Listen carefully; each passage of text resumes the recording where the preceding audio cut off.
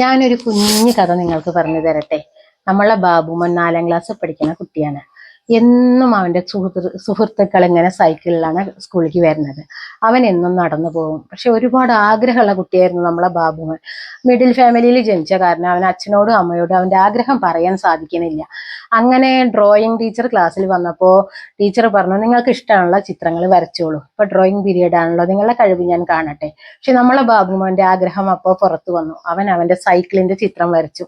എന്റെ സൈക്കിളിനെ എപ്പോഴെല്ലാം ഡ്രോയിങ് ടീച്ചർ ക്ലാസ്സിലേക്ക് വരുന്നുണ്ടോ അപ്പോഴൊക്കെ കുട്ടികളോട് പറയുന്ന ഒരു കാര്യം, നിങ്ങൾ ഇഷ്ടമുള്ള ചിത്രം വരയ്ക്കൂ.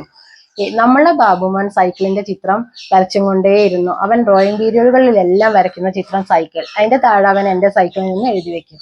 ഇങ്ങനെ വീട്ടിൽ ചെന്ന ഒരു ദിവസം അച്ഛൻ അവന്റെ പുസ്തകങ്ങളൊക്കെ കുട്ടി എന്തൊക്കെ പഠിച്ച് എഴുതിയെന്ന് നോക്കാൻ വേണ്ടി ഒന്ന് നോക്കിയതാണ്. അപ്പൊ അവന്റെ ഡ്രോയിങ് പുസ്തകം കണ്ണിൽ കണ്ടു. അതിൽ മോനെ എഴുതി വെച്ച് കണ്ടിട്ട് അച്ഛന് തന്നെ അത്ഭുതമായി. ഈശ്വര, എന്റെ മോന്റെ ആഗ്രഹം തന്നെയല്ലേ അവന് എഴുതി വെച്ചെന്ന് അച്ഛന് ശരിക്കും തോന്നി. അച്ഛൻ പിറ്റേ ദിവസം അവന്റെ പിറന്നാളായിരുന്നു. രാവിലെ അവൻ കണ്ണു തുറന്നു മുറ്റത്തേക്ക് വന്ന് നോക്കുമ്പോൾ പുതിയ സൈക്കിൾ കണ്ടിട്ടാണ് നമ്മളുടെ ബാബുവിന്റെ ദിവസം അന്ന് തുടങ്ങിയത്. അവൻ അന്ന് ആ സൈക്കിളിലെ വീട് മുഴുവൻ ആഗ്രഹം ഉണ്ടെങ്കിൽ നിങ്ങൾ ഇതേപോലെ ഒരു വൈറ്റ് പുസ്തകം എടുക്കുക. ഞാൻ എൻ്റെ ആഗ്രഹങ്ങൾ എഴുതി വെച്ച പുസ്തകമാണിത്.